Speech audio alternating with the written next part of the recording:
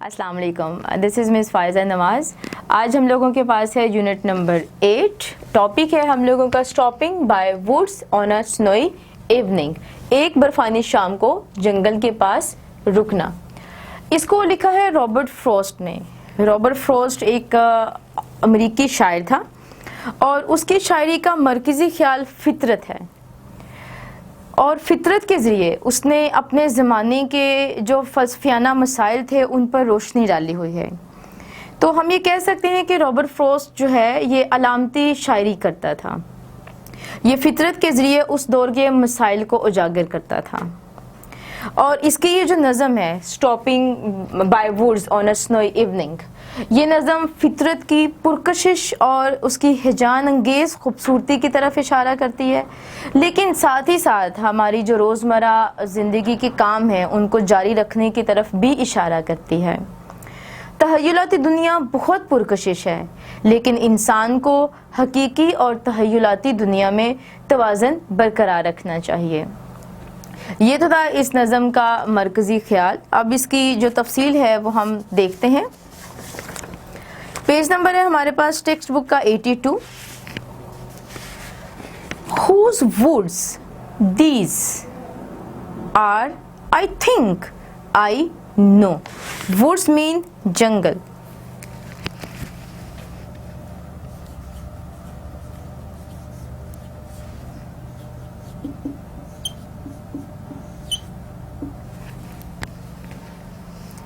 His house is in the village though.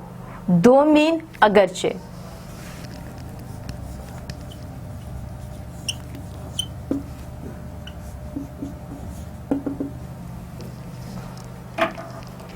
He will not see me stopping here to watch his woods fill up with snow.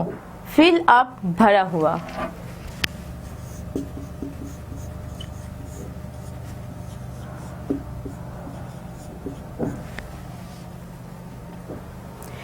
My little horse. Sorry. اب ہم دیکھیں گے اس کی translation, اس کی جو تفصیل ہے کہ اس پیسج میں شاعر ہمیں کیا کہتا ہے. Whose woods these are? I think I know. یہ جنگل کس کا ہے؟ میرا خیال ہے میں جانتا ہوں. His house is in the village though. اگرچہ اس کا گھر گاؤں میں ہے. He will not see me stopping here. وہ مجھے یہاں رکتے ہوئے بالکل بھی نہیں دیکھے گا. To watch his woods fill up with snow. نہ ہی اپنا برف سے بھرا ہوا جنگل دیکھنے کے لیے آئے گا. My little horse must think it queer. Queer عجیب و غریب.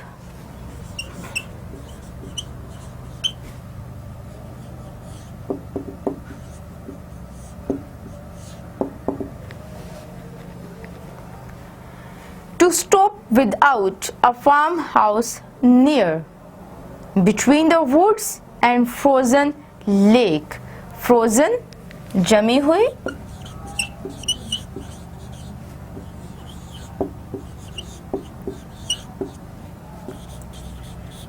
lake झील.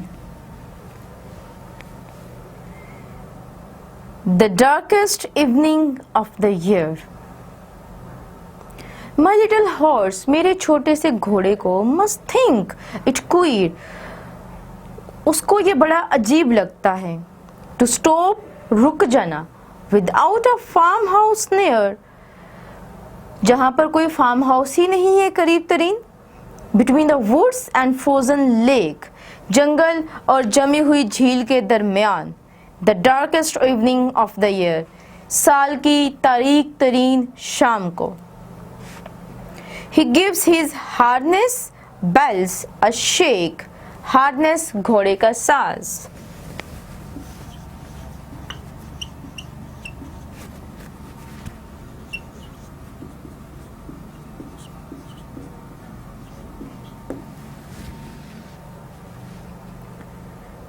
شیک زور سے ہلانا.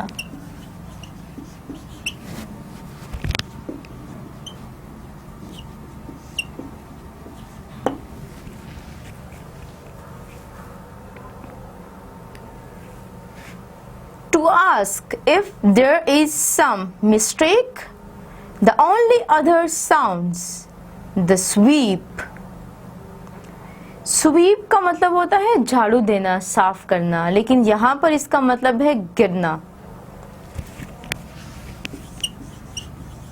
Sweep गिरना. मैं फिर से बताती चलूं, यहाँ पर इसका मतलब गिरना है और वैसे स्वीप का मतलब होता है झाड़ू देना.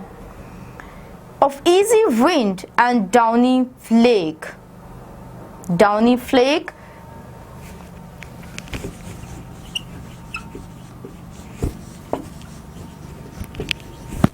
नरमो नाजुक बर्फ के गारे.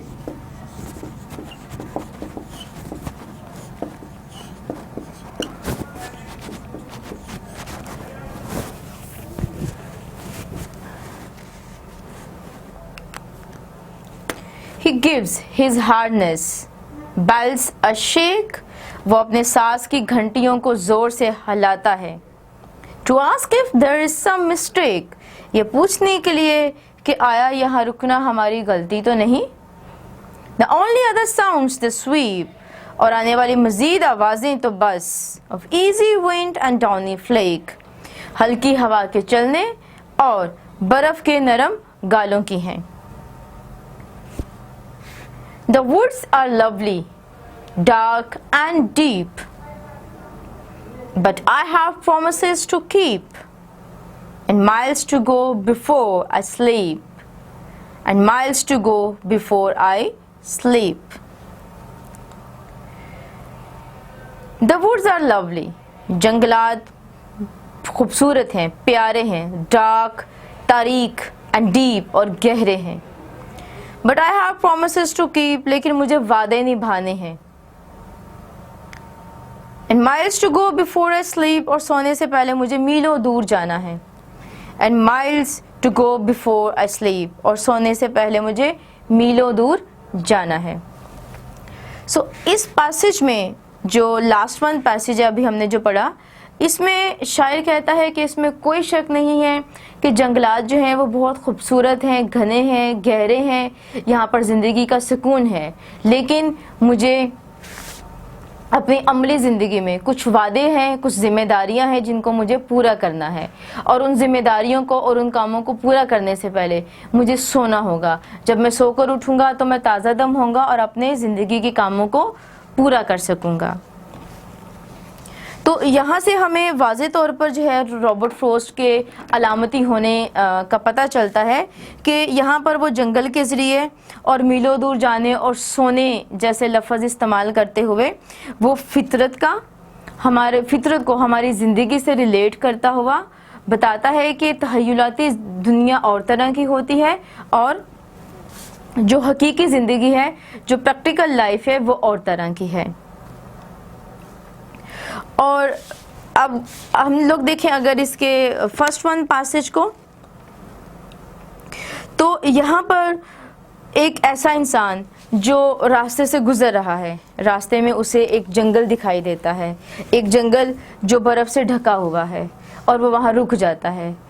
तो उसका यहाँ पर रुकना सिर्फ ऐसा ही है जैसे हम अपने रोज़मर्रा ज़िंदगी के कामों से थक जाते हैं तो हम अपने तहय्युलात में जाते हैं और हम अपने आप को रिफ़्रेश करते हैं, क्योंकि हमारे तहय्युलात में सब खूबसूरत होता है. उसमें हकीकी ज़िंदगी की तलखियाँ, परेशानियाँ, दुख, तकलीफ़ बिल्कुल भी नहीं होती हैं.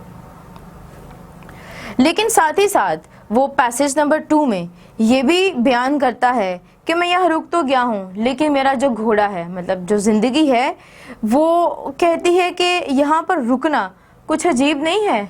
क्यों? क्योंकि यहाँ पर तो सिर्फ एक जमी हुई झील है, साकत, जिसमें कोई ज़िंदगी का वजूद नहीं है, कुछ भी नहीं है, और एक तारीक तरीन शाम है. हमारी हकीकी ज़िंदगी में ऐसी चीज़ों की गुंजाइश नहीं होती है.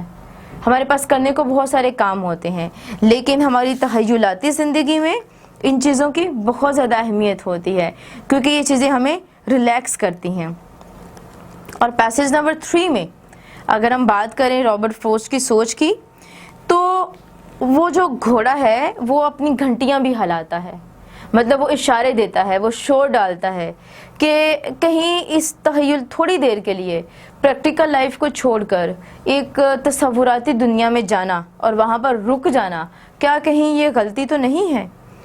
لیکن پھر ہمیں پتہ چلتا ہے کہ نہیں, وہاں سے صرف ہمیں ٹھنڈی نرم نازک ہوا اور برف کے خوبصورت گالے ملتے ہیں.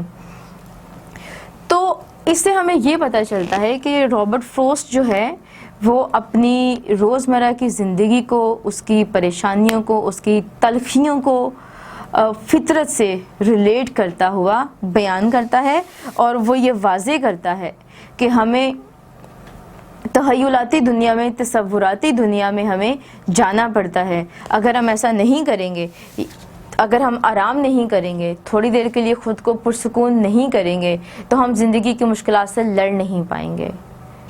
بالکل ایسے ہی جیسے ہمیں ہمارے جسم کو ضرورت ہے انرجی کی, تو ہم کھاتے ہیں, اسی طرح سے ہمارے دماغ کو ضرورت ہوتی ہے تھوڑی دیر کے لیے ریلیکس ہونے کی, تاکہ ہمارے زندگی میں جتنی بھی مشکلات ہیں, تکلیفیں ہیں, تلخیاں ہیں, ان سے لڑنے کے لیے ہمارا جو برین ہے وہ دوبارہ سے ریفریش ہو سکے. So to keep our brain refreshed, there is a need to stay in the imaginative world for a short time. So اب ہم دیکھیں گے اس کے ورڈس میننگس جو کہ ہیں ہمارے پاس. یہ ورڈس میننگس تھے ہمارے پاس انگلش سے اردو میں. اب ہم دیکھتے ہیں وہ ورڈس میننگ جو انگلش ٹو انگلش ہیں.